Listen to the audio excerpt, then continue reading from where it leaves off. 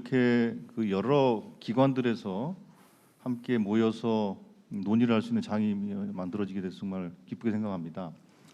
특별히 우리가 이제 코로나19 감염병 상황에서 민과 관이 그리고 과학기술계와 보건의료계 또 그리고 또 군이 함께 이 코로나19를 대응하는 역량을 결집하는 그런 또 자리가 되는 것 같아서 상당히 좀 뜻깊게 생각을 하고 있습니다. 예전에 이루어졌던 혁신은 뭔가 수월적 혁신으로 해서 어찌 보면 좀 잘 나가는 분들이 정말로 각고의 노력을 통해서 많은 혁신들이 이루어졌다면 요즘의 혁신은 개방적 혁신으로 가고 있지 않습니까? 개방적 혁신이라는 것은 서로가 공유하고 공개하면서 서로가 가지고 있는 강점과 에너지를 서로 흡수하고 서로 보충해주면서 일어나는 혁신을 의미할 것입니다. 그런 의미에서 오늘 모여서 논의하는 이 자리가 개방적 혁신을 통해서 우리나라가 감염병 대응에 정말 최선진 국가가 될 수 있는 그런 큰 토론의 장이 되기를 기대하겠습니다. 그리고 이 토론 과정 속에서 만들어진 여러 가지 제안들과 논의 사항들이 우리 국회에서도 같이 고민될 수 있도록 그렇게 노력하도록 하겠습니다. 오늘 좋은 시간 부탁드리겠습니다. 고맙습니다. 네, 조승래 의원님 말씀 감사합니다. 이렇게 면면을 보시면 정말 자리가 좁습니다. 대한민국의 코로나19 관련된 주요한 기관과 주요 인사들은 아마 여기 다 모이신 거 아닌가. 여기서 뭐 대한민국의 코로나19 관련된 여러 가지 대안들이 나올 수밖에 없다라는 것을 절감하는 그런 자리인 것 같고요. 아울러서 대한민국은 코로나19하고 4차 산업혁명 이 두 가지 축을 가지고 정말 미래의 새로운 사회에 새롭게 도전하고 새롭게 도약하고 선도하는 국가가 될 것이라는 것을 너무나 확신하고 있습니다. 4차 산업이라는 엄청난 생산성을 담보되는 이런 4차 산업혁명과 또 이것을 놀라운 속도로 가속화시키고 있는 이 코로나19 팬데믹 현상 이 두 축이 대한민국을 지금 현재는 이런 부분들이 안타깝지만 더욱더 국제사회에서 1등 국가 또 선도하는 국가로 도약시킬 거라고 생각하고 있고요. 뭐 이 코로나19 관련돼서 좋은 소식들이 뭐 많이 있습니다. 연말 연초 치료제 또 그 이후에 백신 이런 소식들이 많이 있는데 이런 것들이 좀 더 가시화돼서 국민들이 더욱더 안심할 수 있기를 바라고요. 아울러서 이런 걸 개발하는 데 있어서 이번을 계기로 해서 우리나라 R&D는 대한민국이 글로벌 수준입니다. 그런데 이것을 좀 실패를 사실 좀 용인하는 그런 R&D 구조로 돼야 되는데 그 다음에 이 R&D 구조를 개선하고 이걸 또 뒷받침하는 VC 이런 구조도 좀 개선하는 부분에 있어서 제도적으로 국회에서 뒷받침하겠습니다. 마지막으로 국회 국방위 간사로서 늘 주장하는 게 국가가 주도하는 기술 시대에 기술을 우리 국방과학연구소가 선도해야 된다라고 늘 하고 있는데 이런 전염병 예방 백신과 치료제 관련해서도 우리 국방과학연구소가 주관하고 선도하고 있는 것 같아서 더욱더 기대감이 높아지고 있습니다. 네, 오늘 자리 끝까지 지키면서 이야기를 잘 듣고 많이 배우도록 하겠습니다. 고맙습니다. 네, 황 의원님 인사 말씀 감사합니다. 다음으로 OECD나 WHO에서 상당히 우리나라에 관심이 많습니다. 저희가 이제 미팅을 하면서 제일 먼저 묻는 게 뭐 예를 들어서 한국에서 뭐 1.5단계라는데 그게 뭐냐, 어떻게 하는 거냐 그런데 근데 의외로 외국에서 그 정보를 잘 모릅니다. 그러니까 이제 우리가 조금 더 그런 정보나 이런 걸 쉐어링을 좀 해야 되겠다는 생각을 합니다.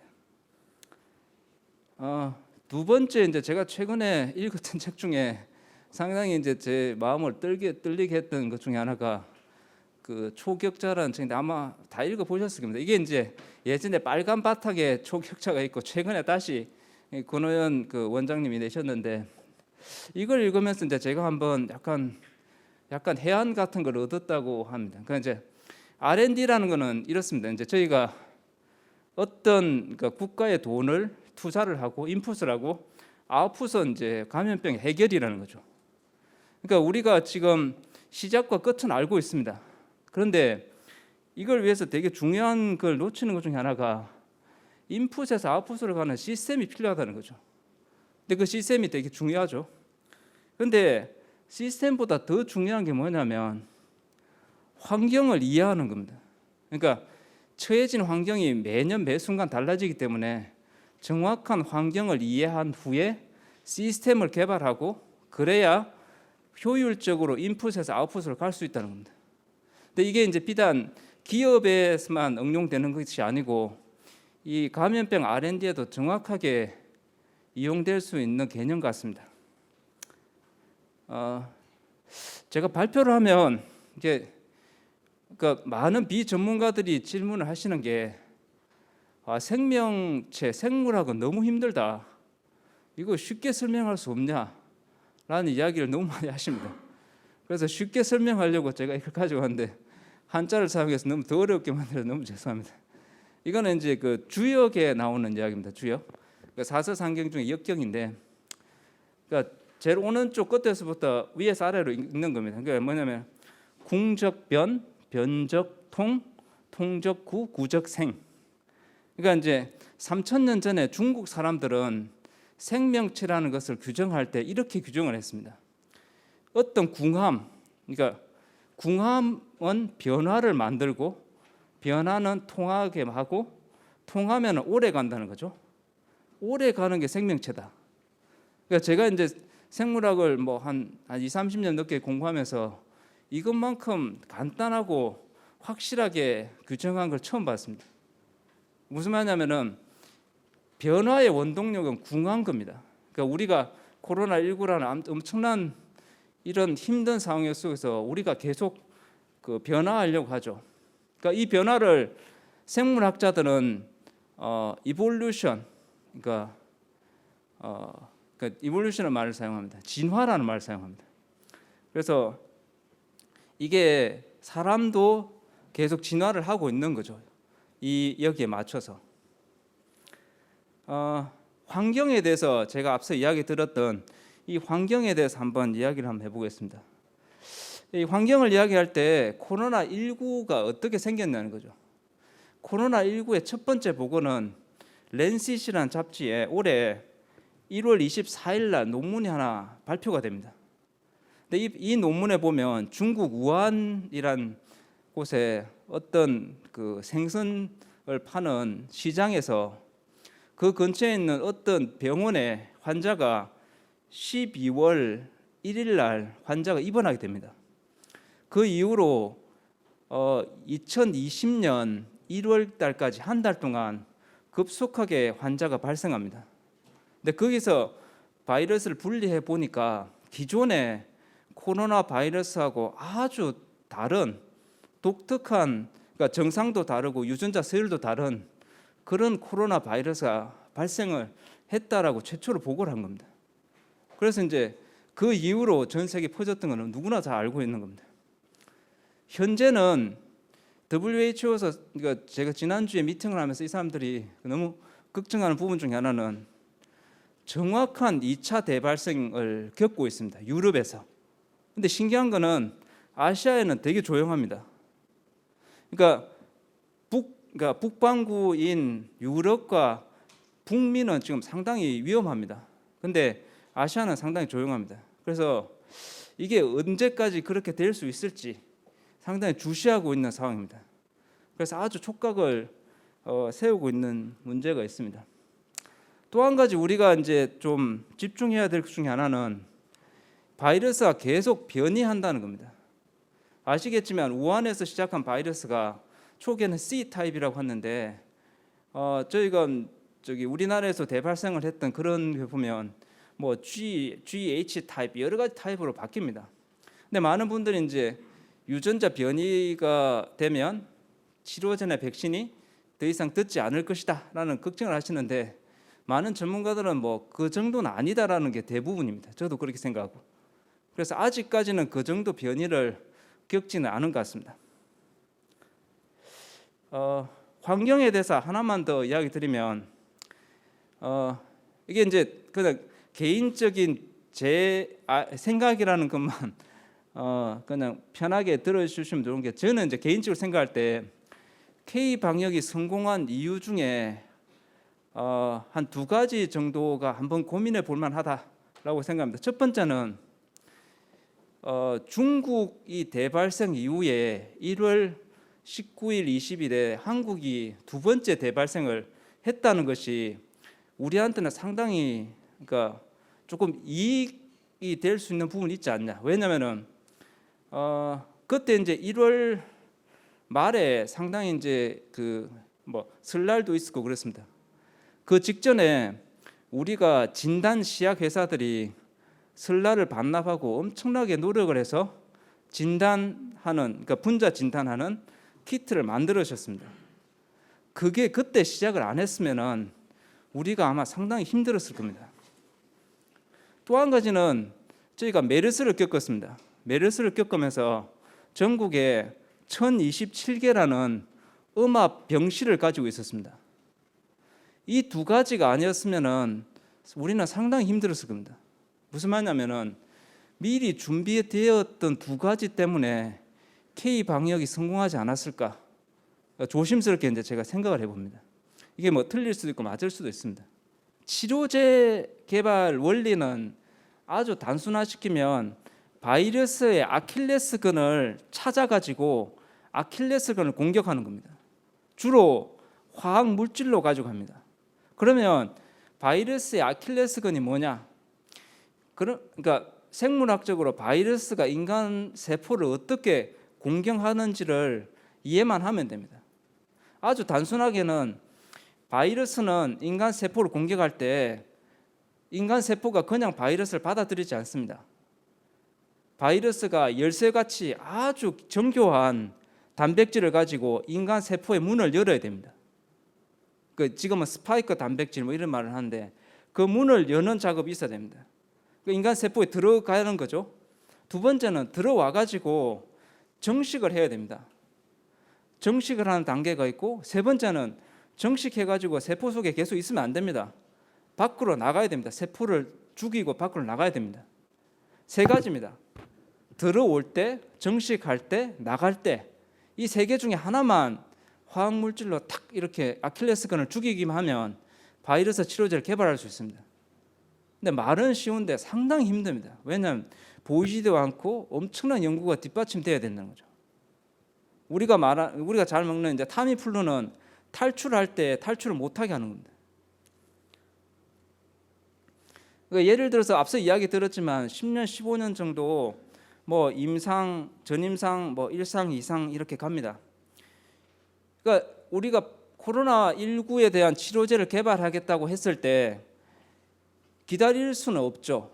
그러면 사람들이 생각할 때 이렇게 생각합니다. 그러면 가장 시간이 많이 걸렸던 게 어디냐를 이렇게 쭉 찾아보니까 임상 1상까지가 보통 7년에서 10년 걸리더라는 거죠.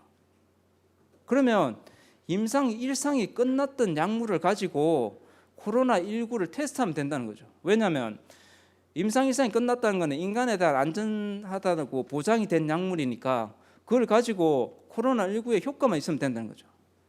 그래서 그 일을 합니다. 그 일이 약물 재창출이라는 말을 합니다.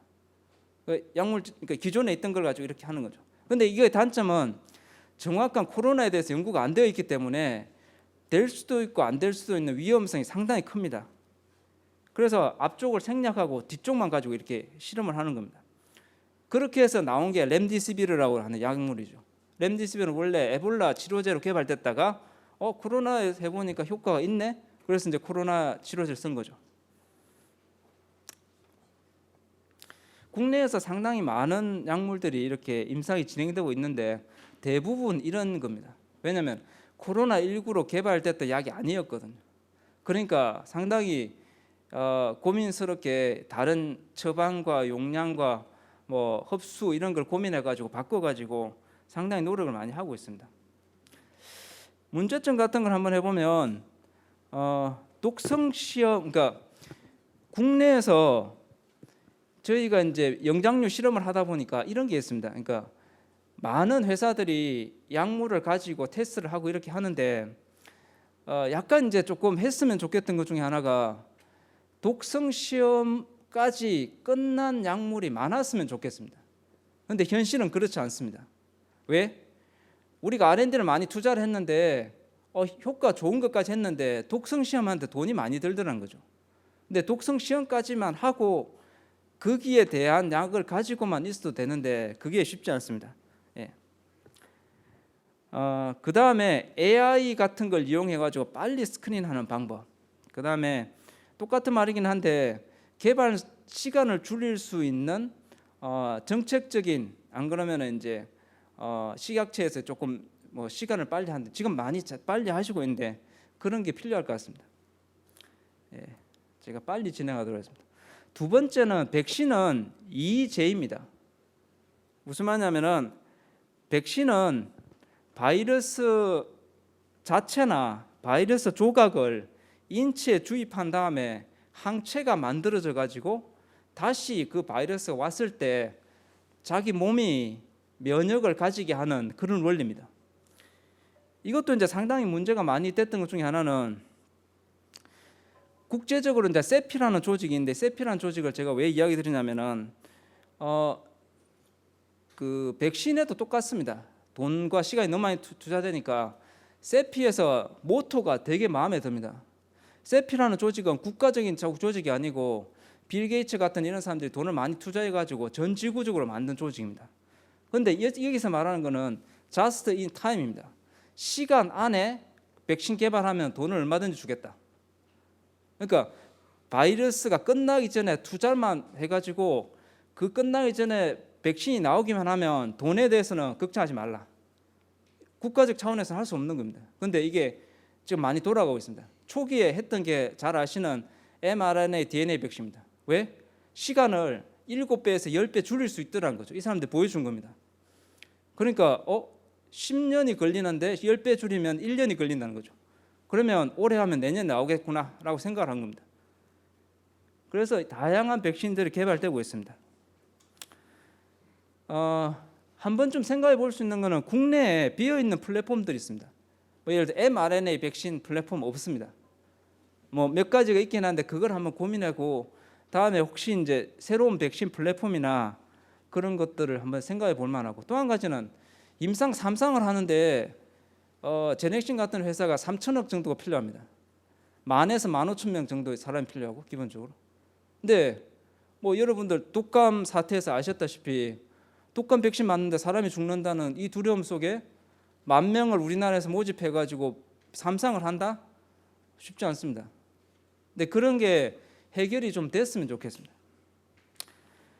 인프라를 빨리 하고 제가 마치겠습니다. 그러니까 백신 치료제가 개발되고 그 다음에 이제 제가 이야기 들었던 게, 그러니까 옆에 WHO에서는 이제 코로나19가 너무 많은 기업들이 이런 게 백신 치료제 개발하니까 약간 가이드라인을 만든 게 왼쪽, 그러니까 뭐 그 블루프린트라는 거를 만들었는데 여기 보면 적어도 영장류 실험을 하고 외국에 가자라고 해가지고 저희 연구소에서 이제 영장류 실험을 하고 이렇게 이제 개발을 했다는 이야기를 드립니다. 근데 이거 이제 교훈이 하나 있는데, 우리가 영장류 시설을 코로나 때문에 만들었던 건 아니고 혹시 모를 이런 것 때문에 만드는데 5년이 걸렸습니다. 5년 전에는 아무도 몰랐습니다. 근데 지금 5년 후를 대비해서 이런 시설을 만들지 않으면 혹시 5년 뒤에 올 어떤 감염병에 대해서 저희가 준비를 못할 겁니다. 마지막으로 하나만 이야기 드리고 마치겠습니다. 국제 네트워크가 상당히 중요합니다. 무슨 말이냐면은 코백스 같은 게 지금 상당히 많이 고민을 하고 있는 부분인데, 그럼 예를 들어서 전 지구적으로 코로나19를 막아야지 완전한 종식이 되는데 선진국에만 맞고 후진국, 그러니까 저희는 이제 코백스에는 그 뭐 로우 인컴 컨트리 이렇게 이야기하던데 저개발 국가에서는 맞지 않은 문제거든요.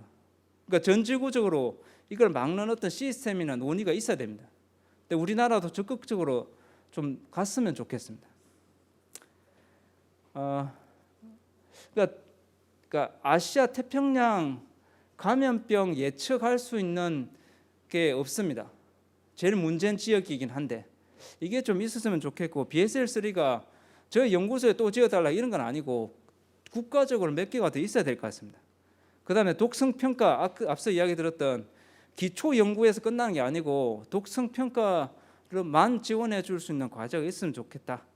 이런 이야기를 드리고 마지막은 그러니까 과방이기 때문에 ADD가 있기 때문에 감염병 대비는 국방과 비슷합니다. 무슨 말이냐면은 미리 그리고 지속적으로 준비 안 하면 막대한 피해를 입습니다. 저희가 너무나 잘 알고 있는데 문제는 곧 있게 된다는 거죠. 감염병이 없어졌을 때. 그러니까 이 지속적인 준비가 상당히 중요합니다. 네, 이상입니다. 감사합니다.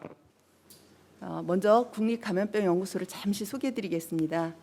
지금 국립감염병연구소를 설립할 수 있었던 취지로는 이미 저희는 감염병연구소의 감염병 연구에 있어서 약간의 우리나라의 제한점에 대해서 말씀을 드렸습니다. 즉 감염병 연구가 투자와 그다음에 실행 관리에 있어서 전주기적인 그 일원화 체계가 좀 필요한데 이러한 게 지금 우리나라의 감염병 연구에서는 좀 부족한 게 있다라고 말씀을 드렸고요. 지금 보시면 이제 실제적으로 감염병의 최종적인 그 골은 방역이나 이런 현장의 문제를 해결할 수 있는 이렇게 돼야 되는데 지금 그 당시 봤을 때는 이제 기초 연구와 그다음에 응용 연구, 그다음에 상용화까지 가는 그런 연계성이 좀 부족해 보였고, 그다음에 그 예산 투자와 그다음에 성과 부분에 있어서 조금은 그게 연결이 되지 않는다고 느꼈기 때문에 최소한 감염병의 어떠한 성과를 이루기 위해서는 그게 하나로 일원화될 필요가 있겠다라고 저희가 얘기를 했습니다. 이번에 국립감염병연구소를 만들었을 때의 그 모델은 저희가 이제 미국에 있는 그 NIAID 국립알러지감염병연구소를 저희가 오랫동안 벤치마킹 해봤고요. 그 다음에 이제 일본에 있는 그 국립감염병연구소가 NIAID가 역할이 있습니다. 각자의 좀 조그만한 특성은 다 다른데요. 예를 들면 국립감염병연구소는 NIAID가 약간의 기능이 조금 우리나라의 세 가지 기능이 오버랩되어 있는 상태입니다. 그러니까 질병관리본부청 역할이나 FDA 역할이나 이런 게 좀 섞여 있는 역할이고, 그다음에 이제 미국에 있는 감염병연구소는 그야말로 이제 규모가 저희하고는 비교할 수 없을 정도로 크지만 깊이 있는 기초 연구부터 그다음에 실용화 연구, 상용화까지 할 수 있는 그러한 구조로 되어 있었습니다. 저희가 이제 국립감염병연구소가 만들어졌을 때 저희는 어쨌든 감염병 R&D 체계를 일원화시킬 수 있고 이렇게 이제 완성형을 통해서 현실적인 문제를 해결을 하고 그다음에 보다 더 감염병 분야에 있어서 전문성을 키울 수 있겠다라고 얘기를 드렸습니다. 좀 전에 이제 유충민 센터장님께서 이제 감염병에 대해서 알기 쉽게 너무나 잘 설명을 해주셨습니다. 그래서 잘 이해가 되는데요. 지금 감염병 연구를 하는 그 우리나라 국내 연구기관이 많다면 많고 좀 적으면 적을 수도 있다라고 보여서 기관이 이제 생명공학 과기부 밑에 있는 출연연으로 존재하고 있는 지금 좀 전에 말씀하신 생명공학연구원이나 그다음에 화학연구원이나 그다음에 파스테르 연구소나 이런 출연연도 있고, 지금 이제 그 교육부 밑에 있는 인수공통감염병 연구소를 비롯해서 그밖에 이제 저희는 이제 농림부하고도 연결을 하고 있는데요. 이렇게 다들 조금씩 감염병은 하고 있지만 실제로 감염병만 전담으로 하는 그러한 기관은 좀 부족한 현실이고, 특히나 거기에 종사하려고 있는 감염병 전문가는 더더욱이 많지가 않습니다. 그랬을 때 이제 저희가 앞으로는 목표를 잡고 신변종 감염병에 대해서 조금 더 예측하고 대비 대응할 수 있는 연구, 그다음에 지금 코로나가 이렇게 많이 지금 우리를 위협하고 있지만은 코로나뿐만이 아니라 결핵이라든지 에이즈라든지 간염이라든지 여전히 미해결된 감염병이 여전히 많습니다. 그래서 바이러스뿐만이 아니라 우리 곁에 있는 이런 세균이나 다른 감염병들, 이러한 것들에 대해서 우리가 질병 부담을 완화시키거나 또 극복할 수 있는 연구가 필요하겠다라고 저희가 생각을 하였고, 그다음에 이제 좀 전에도 말씀을 드렸지만 이러한 연구가 지금은 혼자서 한 연구를 한다고 해서는 도저히 될 수가 없는 그러한 연구입니다. 국내의 연구기관끼리도 서로 잘 협력을 해야 되고, 국내뿐만이 아니라 이번에 이제 국제적인 그러한 임상실험뿐만이 아니라 국제 협력을 통해서 감염병을 극복할 수 있는 그러한 수단들을 개발할 필요가 있겠습니다. 그다음에 이제 감염병 연구를 하기 위해서는 가장 제일 중요한 게 병원체가 굉장히 중요합니다. 그러니까 중국 우한에서 병원체가 있었고 병원체에 대한 정보를 얻었고 병원체를 올려줌으로써 우리가 거기를 할 수 있는 진단을 할 수 있는 그런 진단제를 개발할 수가 있고 또 백신을 개발할 수 있는 그런 툴이 되기 때문에 조금 더 병원체 감염병을 유발하는 세균이나 바이러스에 대한 그 병원체를 확보하고 그런 걸 국내에다 공급하고자 하는 게 여기에 목적이 있겠습니다. 국립감염병연구소는 크게 이제 저희가 4개를 하겠다라고 말씀드리고 있습니다. 감염병 우리나라 감염병 연구 전반에 대해서 총괄 다른 부처 농림부나 뭐 식약처나 산업부나 과기부하고의 이런 관계를 맺으면서 총괄 기획하고 관리하는 기능. 그다음에 두 번째는 이제 국제공조와 협력을 통한 연구. 그다음에 이제 세 번째가 이제 진단제, 백신, 치료제 개발 쪽으로 저희가 좀 더 몰입하겠다라고 말씀을 드리겠습니다. 여기 이제 표에서 보시면 알겠지만 진단제, 백신, 치료제에 관심 있고 하고 계시는 곳이 굉장히 많습니다. 좀 전에 언급한 거 플러스 그다음에 이제 국제 백신 연구소도 여기에 관련이 돼 있고 또 이제 산업체 사실은 더 많은 백신 연구는 실상은 실용화까지는 민간 산업체에서 주로 맡아서 하고 계십니다. 그래서 여러 기관과 또 여러 사업단 또 이런 걸 통해서 연계해서 저희가 연구를 하려고 하고 있고 지금 이제 진단 백신 치료제는 어느 한 파트만 해가지고는 안 되고 기초부터 끝까지 임상까지 가는 그러한 전주기적인 이런 관리가 필요하다고 보입니다. 그다음에 이제 또 하나의 연구 축은 이제 질병관리본부청의 이제 고유한 미션이기도 한 이제 임상과 방역 활동을 하면서 여기에 필요한 그런 연구 활동이 되겠습니다. 감염병을 늘상으로 감시하고 예측하는 연구. 그다음에 이제 여기에 방역을 진단할 수 있는 진단제 개발 연구, 그다음에 이제 어떤 환자가 발생했을 때 거기에 있는 임상 검체를 활용해서 저희가 이제 역학 연구를 하고 임상 검체 연구를 하고 이걸 토대로 해서 어떤 정책 수립을 위한 기반을 마련하는 연구 이런 게 이제 전주기적으로 이루어져야 된다고 봅니다. 저희가 이제 다시 한번 설명을 여기를 드리면. 감염병을 결국은 궁극적으로 제어할 수 있는 수단을 찾는다는 것은 저희가 어쨌든 진단제를 만들고 그다음에 치료제를 만들고 백신을 만들기 위한 이러한 활동을 하는 것입니다. 그러나 이제 진단제를 만들기 위해서도 가장 중요한 것은 병원체가 저희가 병원체가 먼저 확보되어야 되고 그다음에 이제 병원체의 종류에는 저희가 이제 신종 바이러스도 있을 수 있겠고 죄송합니다. 예, 제가 손을 대지 말아요.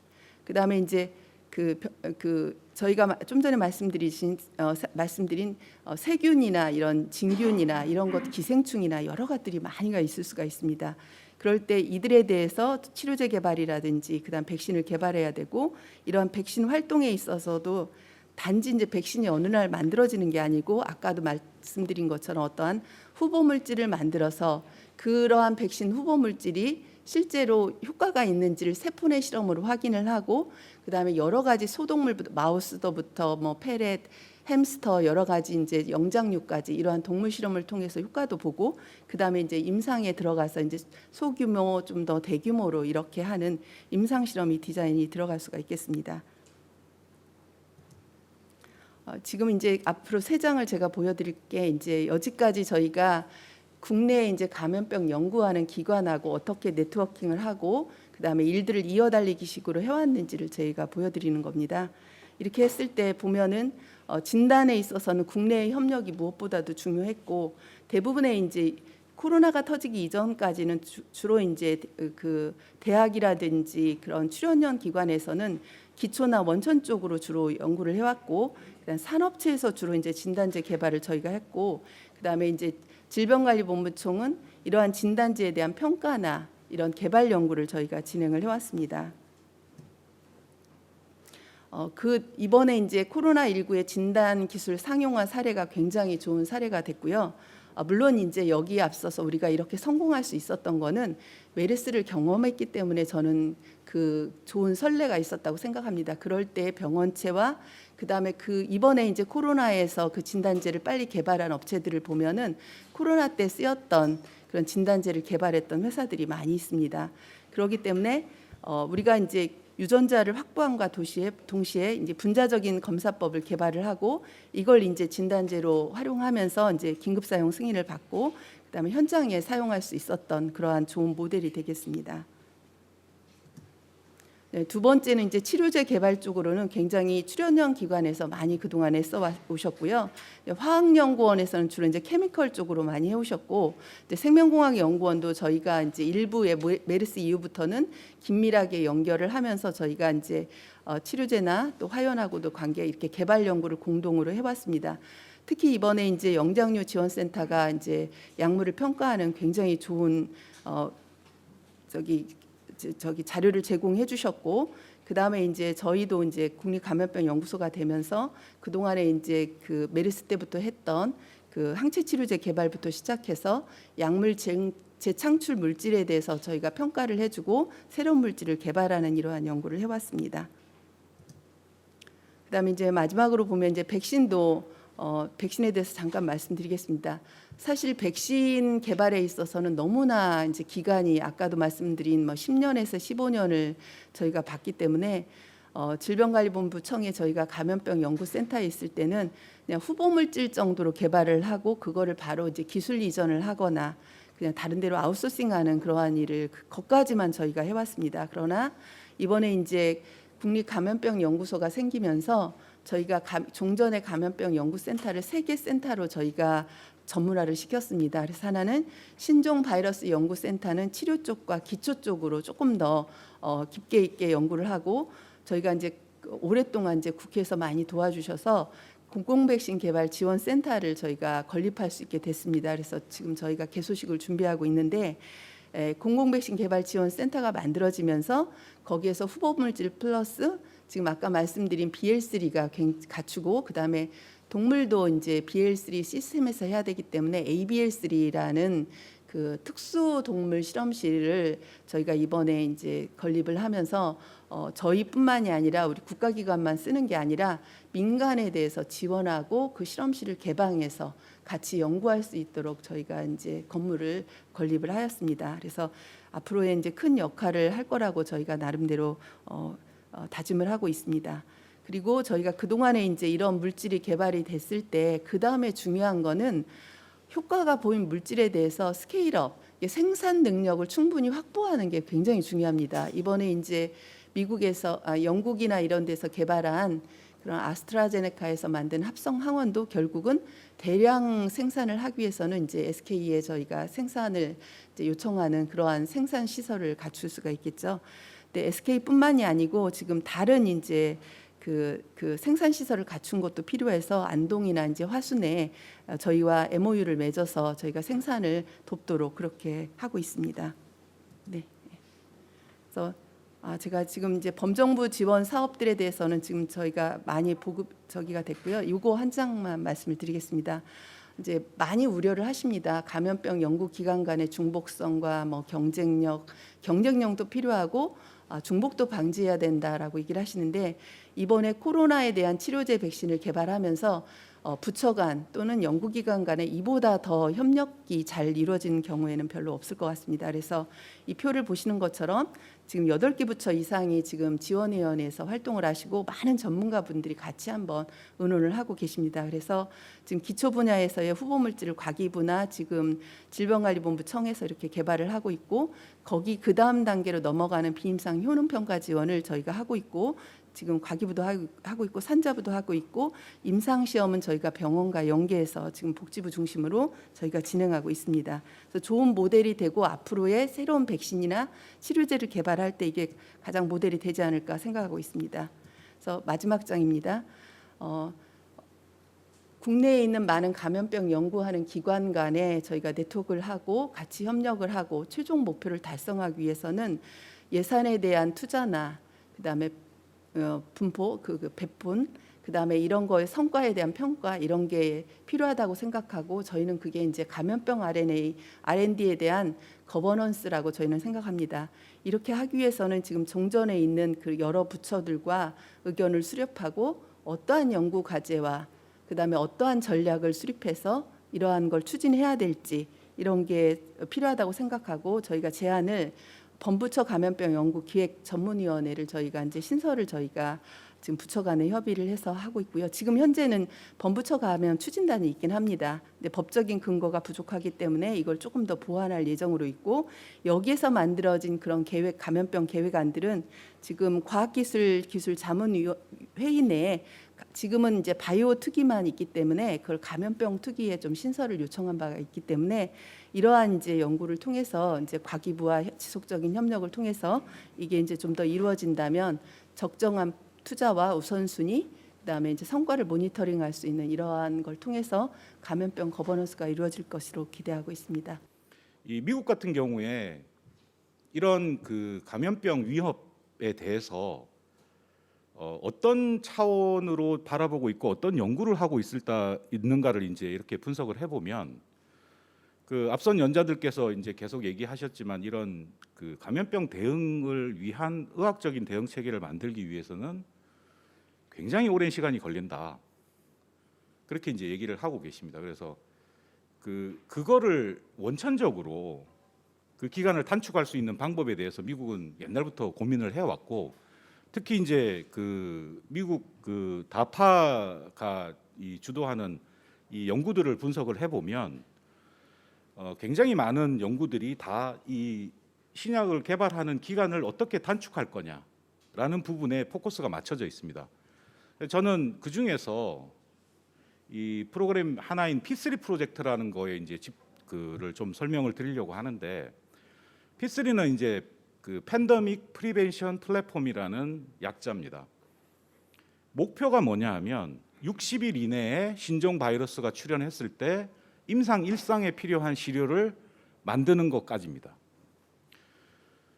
대부분 저를 포함해서 대부분 이런 그 신약을 개발하는 사람 입장에서 보면 불가능한 일입니다. 될 수가 없는 일입니다.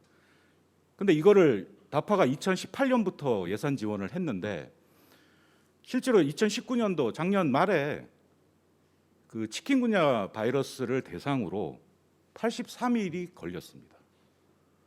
83일이라는 것도 사실은 믿기지가 않는 기간인데, 그런 그 기술적인 어떤 진보가 일어날 수 있었던 거는 무모하지만 이런 그 기술적인 도전을 지원한 그런 그 거에 기인을 하지 않았나 생각을 하고 있고, 뒤에 이제 좀 설명을 드리겠지만 아마 치료제 부분보다는 백신 부분에 있어서 저는 기술적인 쉬프트가 일어났다고 보고 있는데, 저희가 전쟁을 겪고 나면 기술이 점프를 하듯이 지금 감염병을 겪으면서 저는 기술적인 점프가 일어나고 있다고 생각을 하고 있습니다. 그 대부분 현재 개발되고 있는 백신들이 DNA 백신이나 뭐 mRNA 백신 이런 것들인데, 기존에 그런 연구들을 많이 했는데 지금 대부분 코로나에 대한 것들은 기술이 다 그쪽으로 갔습니다. 이제 그게 결국은 빨리 개발할 수 있는 플랫폼이라는 거죠. 그래서 그 플랫폼 기술에 대해서 투자한 거가 사실은 코로나19에도 영향을 주고 있다, 그렇게 생각을 합니다. 근데 저희는 이제 아까 말씀드린 것처럼 그 화생방 분야에 있어서 의학적 대응 체계를 이제 개발하는 분야라 하고 있다고 말씀을 드렸는데, 이제 원래는 뭐 화학장제에 대한 해독제들, 뭐 우리 군에서 쓰고 있는 K마크1이라든지 최근에 임상 시험을 하고 있는 예방 패치라든지 뭐 이런 것들을 개발을 하고 있고, 생물 분야는 저희가 2013년부터 이 과제는 그 미국하고 공동으로 저희가 그 유전체 분석이라는 분야를 시작을 했습니다. 저희가 이제 그때 이거를 왜 중요하게 생각을 했냐 하면, 실제로 이제 그 생물 테러나 그다음에 생물학 공격이 있었을 때 그 원인에 대한 규명을 함에 있어서 저희가 가장 중요한 증거가 될 수 있는 부분이 유전체라고 생각을 했습니다. 그래서 미국은 그 이전부터 여기에 이제 굉장히 많은 투자들을 하고 있었고, 이걸 어떻게 유전체 분석을 어떻게 빨리 정확하게 하느냐가 이제 사실은 관건이었습니다. 그래서 저희는 이제 미국으로부터 시료 전처리 기술에 대한 기술을 받고, 저희가 갖고 있는 한탄 바이러스라는 그 샘플을 가지고 연구를 시작을 했습니다. 그 저희가 이제 그 유전체 분석에 대한 거를 시작을 해서 그 데이터를 계속 이제 분석을 하고 했기 때문에, 저희가 2018년부터 그래서 이런 유전체 데이터베이스를 가지고 이 해독 그러니까 백신이나 치료제를 설계하고 그 개발하는 데 활용할 방법을 저희가 고민을 했습니다. 그래서 2018년부터 저희가 이제 DNA 그 기존에 이제 우리가 알려져 있던 생물학 작용제에 대한 백신이나 유전자 백신, DNA 백신이라고 얘기를 하죠. DNA 백신하고 그다음에 그 억제 유전자 치료제를 이제 개발을 시작을 했습니다. 그래서 일부 현재 저희가 효능을 다 보고 있고 특히 이제 한탄 바이러스에 대한 우리나라가 백신은 갖고 있는데 사실은 이제 전 세계적으로 치료제는 없습니다. 그래서 저희가 치료제를 개발하는 그러니까 효과가 있는 동물에서 효과가 있는 걸 찾아냈고요. 그래서 그런 기술을 했기 때문에 이제 그런 거를 설계하고 동물에서 평가하는 기술을 저희가 이제 그 셋업을 해놓고 있었습니다. 그래서 이제 코로나가 발생을 하자마자 우리 이제 우리 신영기 교수님 와 계신데 신영기 교수님하고 같이 이거 코로나에 바로 적용할 수 있다. 그래서 우리 바로 설계하고 바로 평가를 들어가 보자 해서 이제 저희가 그 신약 개발을 들어갔던 부분인데 뭐 아시다시피 뭐 신약 개발 이 치료제는 뭐 약물 재창출 그다음에 항체 치료제 뭐 신약 개발 이렇게 볼 수 있는데 이 저희가 택한 방법은 신약 개발입니다. 근데 이 신약 개발에 들어간 기술이 뭐냐 하면 그 RNA 억제 기술이라는 건데 이게 실제로 2006년도에 노벨 생리의학상을 받은 기술입니다. 그러니까 굉장히 이제 이 기술이 그 어떤 기술적인 가능성이나 과학적인 중요성 때문에 이제 노벨상까지 받았던 기술이고 그리고 이걸 이제 상업화하고 하려는데 이제 그 엘라일럼이라는 미국에 있는 회사가 이걸 이제 상업화에 성공을 합니다. 이제 그 유전성 아밀로이드 치료제라고 해서 굉장히 이제 희귀한 그 유전병인데 이거 1년 치료비가 40만 불이라 합니다. 그러니까 사실은 이제 그 미국이 이런 신약을 개발할 수 있는 어떤 여건이라는 게 이런 고가의 약도 사실은 개발을 해서 판매할 수 있는 어떤 여건이 돼 있다는 건데 저희 아마 이거를 40만 불짜리 약을 개발한다 그러면 아마 승인이 떨어질지 잘 모르겠습니다. 그래서 메커니즘은 이렇습니다. 그러니까 RNA를 저희가 넣으면 이 RNA가 바이러스에 가서 결합을 함으로써 바이러스의 증폭, 그러니까 리플리케이션, 증폭을 이제 블락킹하는 어떤 메커니즘을 갖고 있는데 이걸 이제 입증을 하는 게 처음에는 우리가 세포 수준에서 하게 될 거고 그 다음에 이제 동물로 넘어가게 됩니다.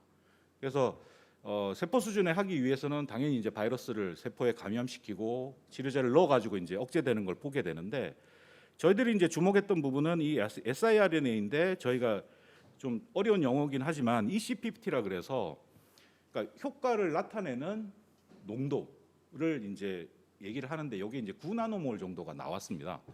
근데 이게 아마 렘데시비리가 70에서 80 정도가 나오는 걸로 알고 있고 대부분 치료제가 이게 숫자가 크면 그만큼 효과가 낮다는 얘기입니다. 그래서 이 수치가 낮을수록 이제 효과가 좋은 약물이란 얘기인데 그래서 저희가 이제 굉장히 뭐 좋은 후보 물질을 찾았다라고 생각을 했고 그래서 이제 동물에서 평가를 했습니다.